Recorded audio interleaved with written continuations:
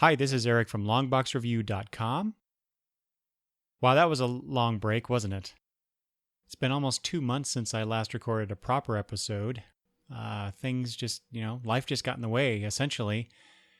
Between being sick in April, my daughter finally got a job and moved away. We had just weekend plans quite a bit, including more recently for Memorial Day weekend where we went out of town. So it wasn't that I haven't wanted to record an episode. It's just that things just got in the way of it. I've been wanting to record for several weeks now. This is at the time of this recording, it is the first weekend in June, and I am home all alone. My wife and kids are out of town visiting my daughter, who, like I said, moved away. And they're also doing doing stuff for the upcoming wedding later this summer. So I'm here all alone in the house. Got nothing better to do than to talk about some comics. And I got 3 trades to talk about today. And there's one in particular that I've been waiting anxiously to talk about for quite a while because I kind of fell in love with it.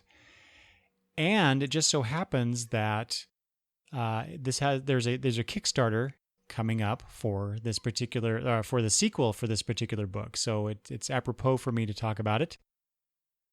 And that book is Molly Danger. After that, I'll be talking about Pix. And then finally, The End Times of Bram and Ben. So let's just jump right into it, shall we?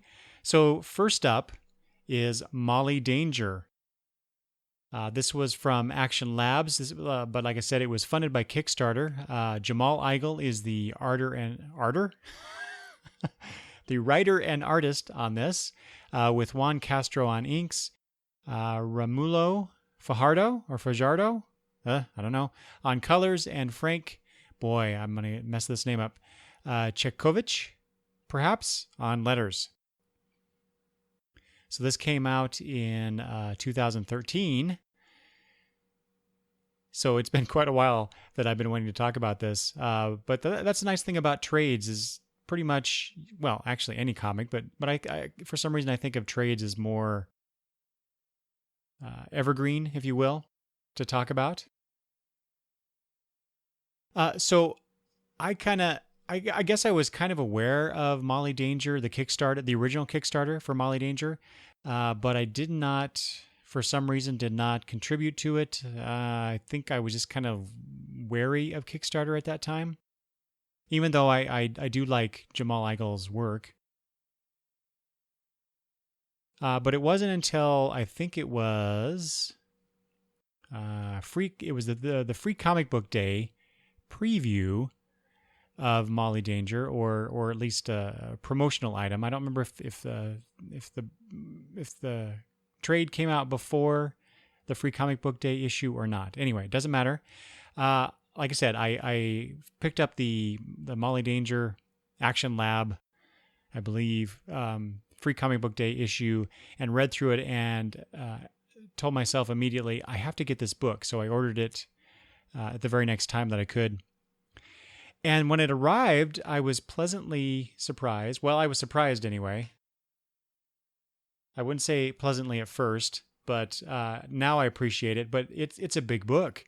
It's about 9x12s. It's a hardcover. This is book 1 of Molly Danger. It's got a great large image of Molly, kind of looks like she's jumping out at you on the cover here. And that's the nice thing about this book is that because it's such a large format, this gives Jamal an opportunity to play with the imagery, get more detailed. Things are just larger, more expressive, and I really enjoyed that once I got through it. But it does not fit well on my shelf. This is my comic book OCD coming into it, but when I have stuff on my bookshelves where I have all my trades, I kind of like everything to be situated on the shelf so it's like one smooth line of books, if you will. and Molly Danger kind of sticks out. But that's okay, because it should stick out because it is a really good book. Spoilers there. Oh, and I guess I should, just in case, warning you, I will be talking about these 3 trades, and I will be talking about particular things in it. Be warned. But, I'm just trying to get you interested in these. Hopefully I won't go too far into the specifics and I won't spoil anything, but just in case, there you go. There's your warning. Okay, some more things. Let's see. This is, like I said, it's a 9x12 hardcover. There's 48 art pages with some front and back matter stuff in there as well. So, and this was priced at $20, I believe. That's the cover price. So you get 48 large size pages for your $20. I thought that was a pretty good price. So just recently, Mr. Eigel started a Kickstarter for book 2, and I immediately went on and pledged. Unfortunately, not enough people agreed with the goals of this new Kickstarter, and it did not succeed in its fundraising goals. So what Mr. Eigel is going to do is retool the project into a 6-issue series coming out next year. He says July 2016, which is great. That's potentially more Molly Danger, and I'm all for that. And I'll gladly go and contribute to the new Kickstarter, which begins, by the way, June 19th, 2015. So I highly encourage you guys out there who may be interested in this, or you're just fans of Jamal Eigel in general, or maybe you read Molly Danger but wasn't aware for some reason of this new Kickstarter, to please go pledge, just so I can get. It's very selfish of me, I know. I want this book, so I want you guys to go spend your hard-earned money on it. But that, like I said, that will start on June 19th, so you can go to mollydanger.com for more information starting June 19th. You can also follow Jamal Eigel on Twitter at Jamal Eigel. It's JAMALIGLE. There's also a Twitter handle for Molly Danger. It's Go Molly Danger. Just search for that and you can find it. I'll try to remember to put all this stuff in the show notes for you. Anyway, enough promoting the next series. We're here to talk about book 1 of Molly Danger. So, Molly is, I'll just give hopefully a brief synopsis of what this book is about without spoiling it too much. Molly is an alien. She crash landed with her family on Earth about, 20 years prior to the opening of the story. She looks like a normal 10-year-old girl, Earthling, if you will. But her family, unfortunately, her brother and her mother and father both perished in the crash. And she spent a year, Molly did, in a coma, during which time her body adjusted to, as they say in the book, Earth's atmosphere. So it's kind of like the Superman story in a way, because once she wakes up, they find that she is very strong. As one character says, she can lift a Sherman tank over her head, and she's very, I was going to say durable, but she's nigh invulnerable.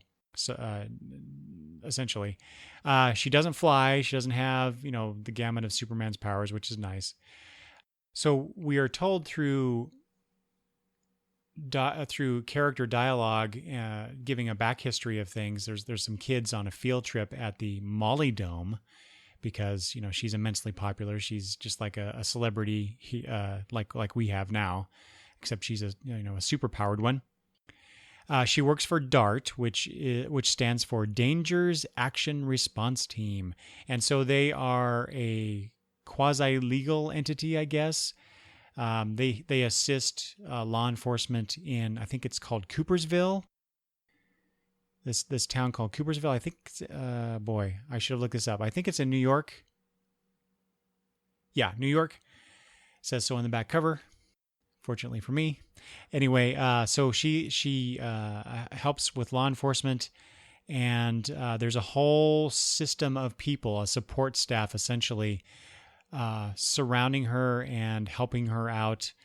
And that's why we meet the second character, or the co-star of the book, and that is Austin Briggs, who is when we first meet him, he's a helicopter pilot in the police force in Coopersville, because he decides to help out Molly, because once Molly arrives to take care of the situation, the cops are supposed to hang back and let her do it because things can get pretty dangerous. And of course that does happen. However, Austin, he's a maverick, he's a rule breaker, and he decides to go in and help Molly anyway, which gets him fired, but then he gets a job offer from DART and becomes Molly's pilot.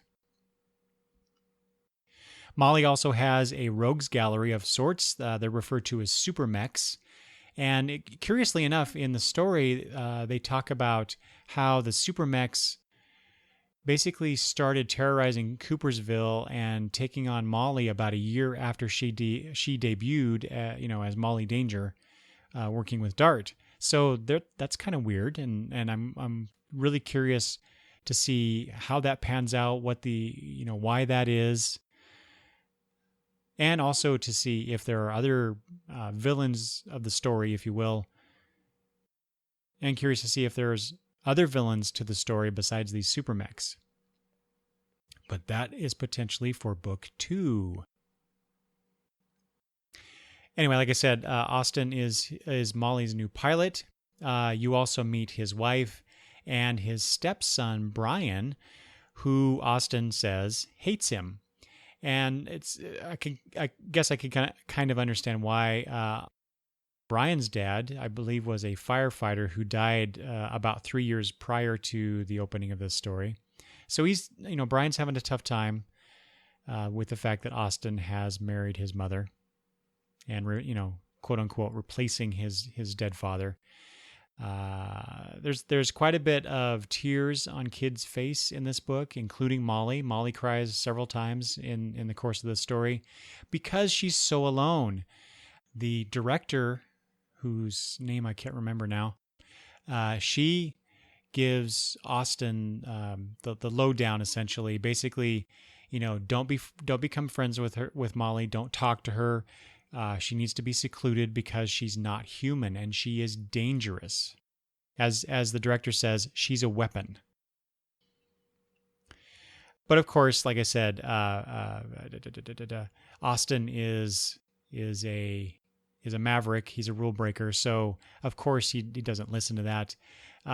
After the stunt with one of the super mechs, because Austin doesn't do what he's told by DART Central. Although they did end up stopping one of the super mechs, what's his name? Slipscott, which is a weird name for a speedster. So why, I'm not sure. Slipstream, but that's probably taken, so I'm not sure why Scott. Regardless, Austin gets put on KP duty essentially, and so he brings Molly dinner, and she asks him to stay because she doesn't like to eat alone. And so he does. And then there's a later mission where, and this is another curious item in the book, because they get called to a mission and they get to the place where they're supposed to go and there's nothing going on. It was very weird. So I kept waiting for that to pan out in this first book, but it doesn't. So again, maybe book 2. So because they have free time on their hands, Austin takes Molly to his house to meet his wife and his son, who, it turns out, is a huge Molly fan. So when Austin calls Brian downstairs, Brian walks in and sees Molly, gets this look of utter surprise and shock, and it's great the way that Jamal Igle drew this. And then he immediately turns around and goes back upstairs, to everyone's surprise.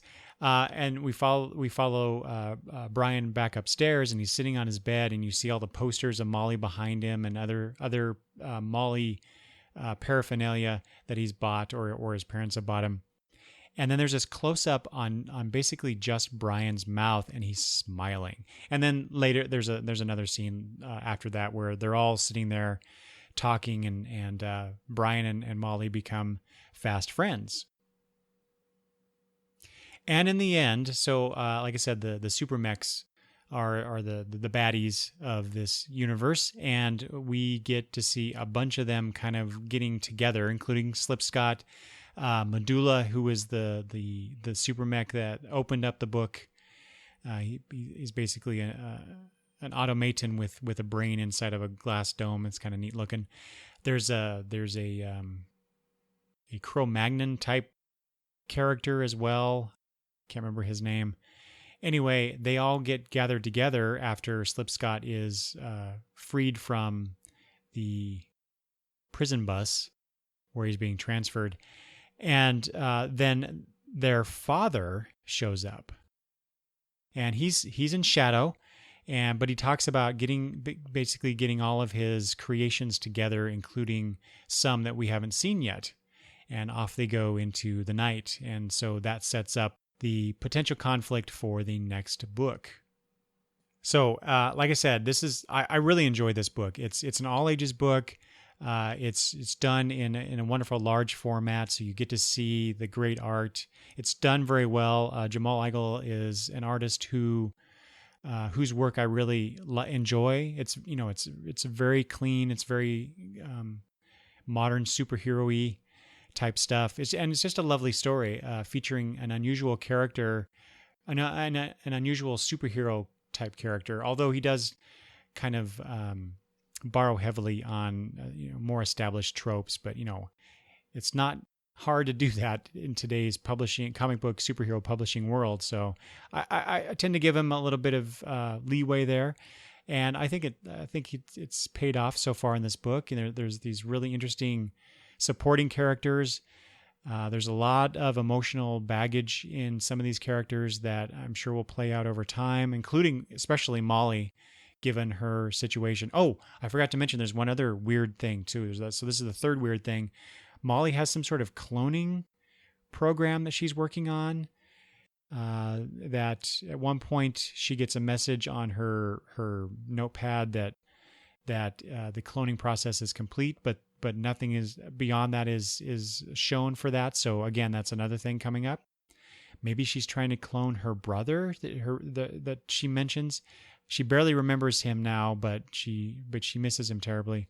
Or maybe she's just trying to clone like a super pet or another friend like her, I guess. I don't know. Anyway, it doesn't matter because we'll see it eventually. But these things intrigue me. These mysteries that Jamal has set up for this book and for this character.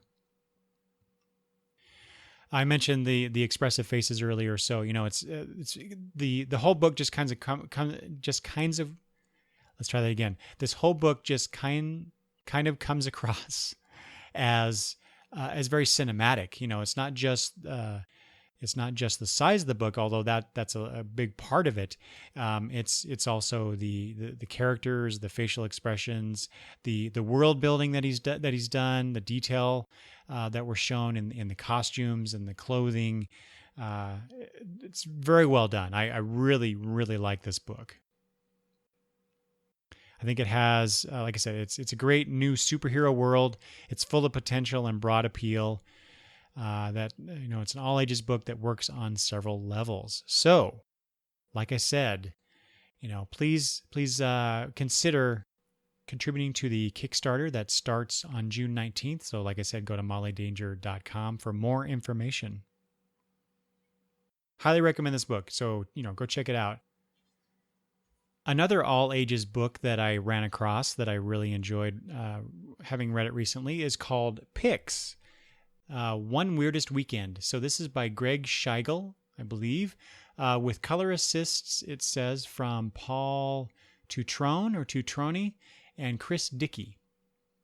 This came out in 2014, apparently, but I bought it this year in 2015, and I remember seeing it several months back in previews. So I'm not sure if this is a new edition. I don't know.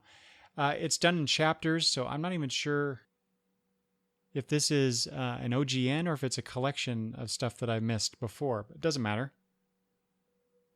Basically, when I was looking through previews, I was looking through the indie section, and I saw the cover to this, which shows Pix on here. Pix is a young teenage girl. She's blonde, she's pretty, and she flies. And she has on in here on the cover, she's got this purple, yellow, and white suit that she's wearing. It looks really cool. She's got this look of happiness and wonder. There's a quality of wonder to it. Maybe I'm just bringing that to the picture, but that's how I took it. And it just looked really like a lot of fun to read. And so I, not knowing anything other than that little blurb in previews, no preview art or anything, I ordered it because I thought, well, if nothing else, it looks like a book that my kids would enjoy. But I enjoyed it thoroughly. Let's see here. Yeah, the art, it's got a kind of a wacky Silver Age-esque feel to it in terms of the weird things that happen to Pix. It's got a great supporting cast, and there's a few instances in the way that the narration is done. That's probably the best way to put it. The narration is done. I'll get to that in a second. So the cast of this book is, like I said, Pix, but that's her nickname. That's her superhero name. But her full name is Emmeline Laurel Pixley. She can fly. She's super strong, and she's durable. It says so. She's basically like Molly Danger, only older, blonde, and she can fly. She claims during a TV interview in the first chapter of the book, she claims that her father is a fairy king, and thus explains her superpowers. And there is, if you look at look at her costume, in the back, it looks like fairy wings. The way that the back of her costume kind of flares up when she's flying. At first, I thought they were fairy wings, but there are other pictures of her when she's not in that suit, where it's clear that she does not have wings. So I thought that was a great touch. Speaking of the costume, she has two friends, Cherry and Reggie, two of her girlfriends, and Cherry is the one who made the costume, while Reggie is the one who designed it. Also in the book and plays a significant part of the story is Seth, who is a childhood friend of Pix's, and who also crushes really hard on Pix. Finally, there is Noah, who is a young neighbor boy that Pix sometimes babysits, and he has a dog named Bonus, and Bonus, the dog, can talk. And then there is Pix's parents, Laura and Ron, who is the stepfather. Ooh, interesting. I hadn't thought of this when I was preparing for the episode, but there are a few similarities here between Pix and Molly Danger, and more than just their superheroines. So interesting. And then there's the narrator who tells us stuff, of course. In fact, on page 7 of the book, there's a great one-page synopsis of who everybody is and basically what their role in the book is. And the narrator says, "And I'm your narrator. I'll chime in from time to time to let you know where things are happening. If time's passed, fill you in when it's needed, blah, blah, blah." But it's unusual. It's not something you see nowadays in comic books. So I really like that quality of it. So in general, Pix is a lot like other superheroes in this sense. She's a bit of a weirdness magnet, probably more than others in other superhero books that I've read over the years. Strange stuff just happens to her. For example, this runs throughout the book. There's basically one major incident per chapter in this book. So the first one I mentioned, she talks about her biological father. At a TV, it's a TV interview that she's at, and so while she's there, there's this actor who's also being interviewed, but suddenly the equipment, like the cameras, cables, and other equipment around, just suddenly comes to life and starts attacking people. And so Pix has to step in and save the day.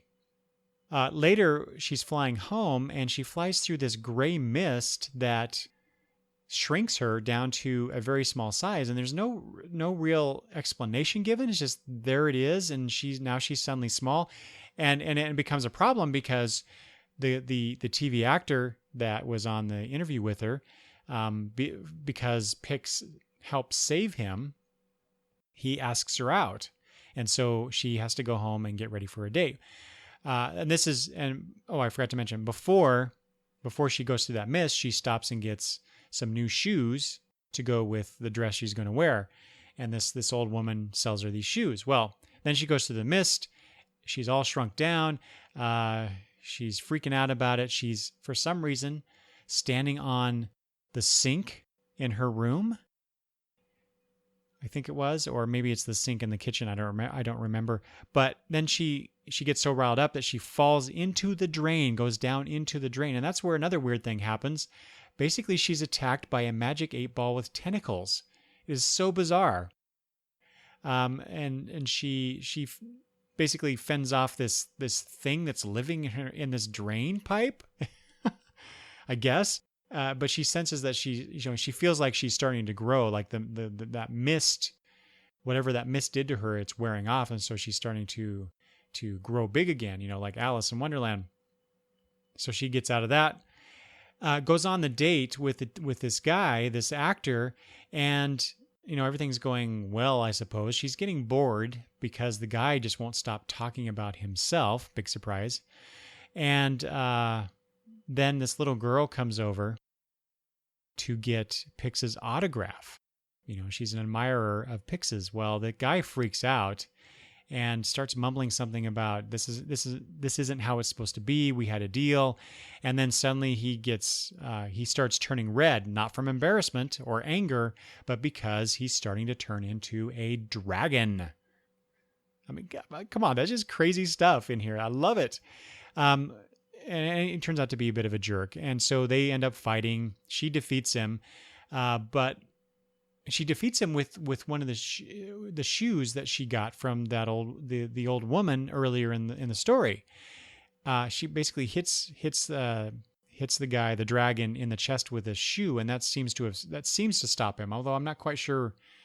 Oh no, I do remember that. Yeah, because the shoes were made out of some material that basically turns the dragon back into a guy. Well, it turns out the old woman is a dragon too. And so she is a white dragon and the guy is a red dragon and they're at war. And so she knew how to stop him. Anyway, it was just these random things just happened to Pix. There is from the beginning of the story, there is, you hear about the news about this escaped monkey from the zoo. Pix's stepfather, Ron, seems to be quite interested in that for some reason. Ron is kind of weird. He's always tinkering in his workshop or at wherever he works. There's one scene where he is working on this, it looks like a gold disc of some sort. It's not really clear what it is he's working on, but he's working on it intently. He doesn't seem to be too engaged in helping Pix's mom deal with this unusual situation with her daughter. In fact, Pix's mom and Ron have words several times throughout the course of the book about this. I'll come back to that in a minute. Anyway, so this, like I said, there's these news items about this missing zoo monkey, and it turns out that the zoo monkey is highly intelligent. I guess he's been experimented on. Anyway, it can talk, and it kidnaps Noah, because he thinks that Noah is able to talk to animals, because when Bonus, Noah's dog, talks to him, Noah seems to understand what Bonus is saying. Well, it doesn't quite turn out to be exactly what the monkey thought, but in the course of trying to rescue Noah, there's this frog that also talks that comes up to Pix and says, "I'm a prince. You need to kiss me to change me back." Well, this frog we've been seeing since the beginning of the story too. So I love that quality of this book, is that here's all these elements that eventually show up in later chapters that you see bits of earlier. So it's really nice to have that consistent call through in the book. Anyway, it turns out that the guy is enchanted. He has a mentor type character with him who's also enchanted. So the prince is a frog. The mentor guy, his advisor, I guess that's a better word. His advisor is an owl. And so you have this monkey and a dog. And Pix isn't going for any of this. She's just going to go save Noah from this situation, or find Noah. She doesn't know that he's been kidnapped yet. Anyway, the prince takes it upon himself, at the advice of the advisor, the owl, to kiss Pix's foot, because she's out in her jammies at this point. Because Bonus came, I'm really screwing this up. Bonus came to get Pix, and that's where we find out that Bonus actually talks to certain people, anyway, or certain people can understand him when he talks. And so she leaves her bedroom in her jammies, and she has these bunny slippers on. Okay, now back to the frog. The frog kisses her foot to try to elicit the change in him. Well, it doesn't work in the way that was intended, and the kiss, the enchantment, ends up turning Pix into a yellow bunny rabbit. Cute as hell, too, by the way. The way that Mr. Scheichel drew that. So anyway, then they go and confront the monkey, and that gets taken care of. In the end, the prince ends up turning back into human along with the advisor. Everybody's back to their normal selves, if you will, and the prince, who acts a lot like a Disney character from like some of the medieval sort of time periods that Disney movies are set in. He kind of acts like that. And he acts very privileged, actually kind of like the guy from The Date as well. What is wrong with guys, right? Anyway, he basically not demands, but expects Pix to marry him because she's a princess, he's a prince. They've had this adventure together, they've kissed, and they should get married, right? That's how it's supposed to work. Well, of course, she wants nothing to do with this and rebuffs the guy. Well, he goes off in a huff, but he still, for some reason, wants to marry her. So the advisor ends up buying a house nearby. And so the guy is planning on wooing Pix. So I guess that's the next book. See another similarity there between Pix and Molly Danger. And then in the end, Ron and Laura have this brief conversation. It's the next to last panel of the book. And they talk about keeping Pix safe. Her mom says, I think she'd be safer knowing more. And Ron says, and yet her father disagreed. And Laura says, she's smarter than you are, or he realized. She'll figure it out. She's started to already. What does that mean? And then the very last page is a splash page of Pix and her two girlfriends just sitting there talking and, being general teenagers. And it was just really cute. It was a really cute story. There's just so much fun here for readers of all ages. Like I said, it's a good all ages book. Nicely inventive storytelling and pretty engaging characters. I didn't talk about Seth too much because mostly he spends his time basically pining for Pix. He decides he's going to tell her that he loves her, and then the whole prince situation rears its ugly head, and he walks away. But they're friends. I like the positive way in which the friends were portrayed in this book. This book was just such a treat for a blind buy. Like I said, I didn't know much about it, didn't know what to expect really art wise, and it turned out to be really, really cool. So I'm going to be on the lookout for Pix Volume 2. And finally, another fun book and funny book, but it is not definitely an all ages book. This is definitely not something you want to give someone under the age of, I don't know, a teenager. Let's put it that way. Not for the kiddies. This is the End Times of Bram and Ben. This is by writers James Asmus and Jim Festante, I believe. It's penciled by Rem Brew.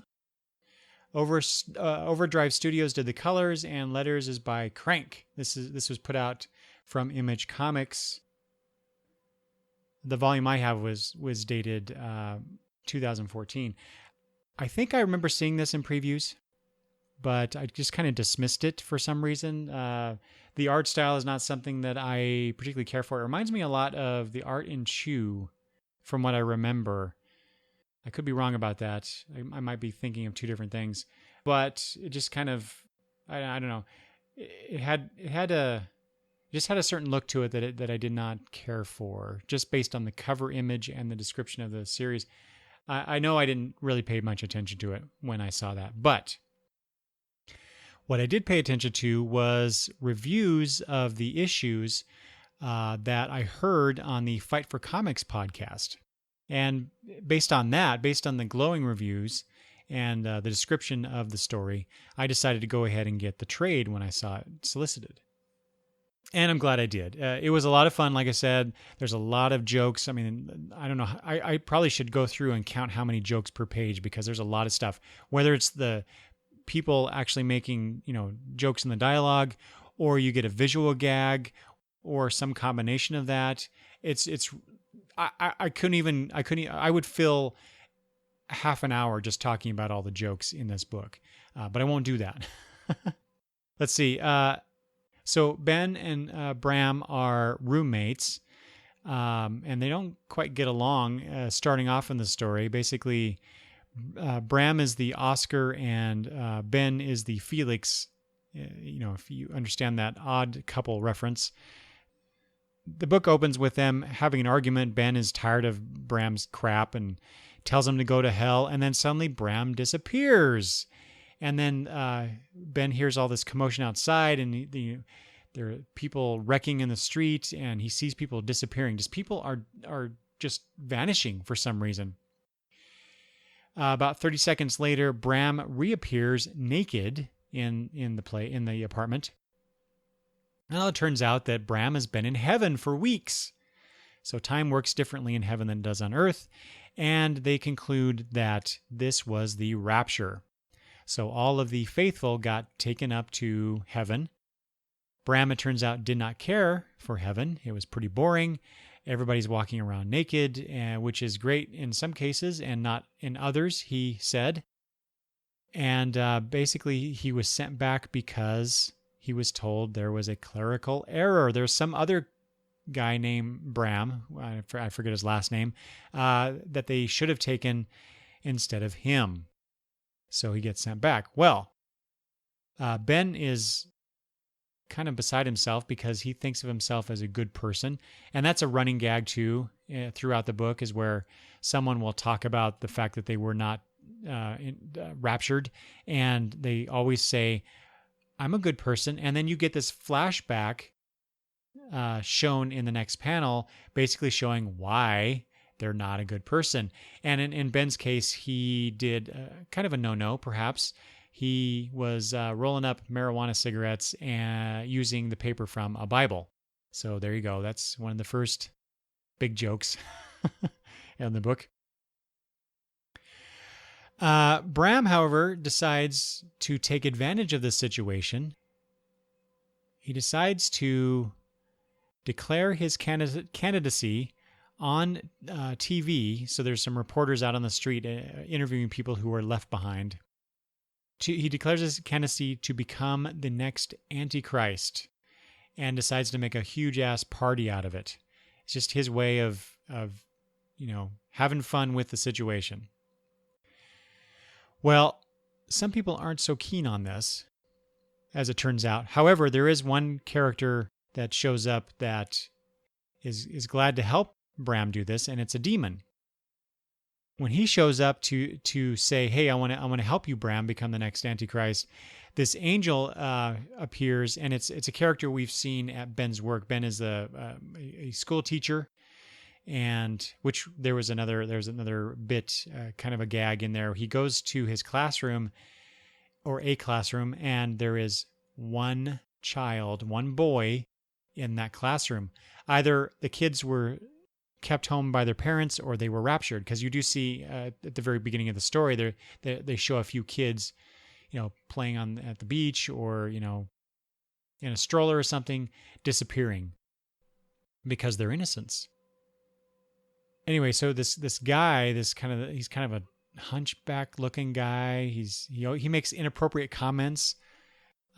So he, at one point in the story, he comes up behind Ben and kind of grabs his shoulders and starts rubbing the guy's shoulders, and that kind of freaks Ben out. And the guy says he's just trying to help rub one out.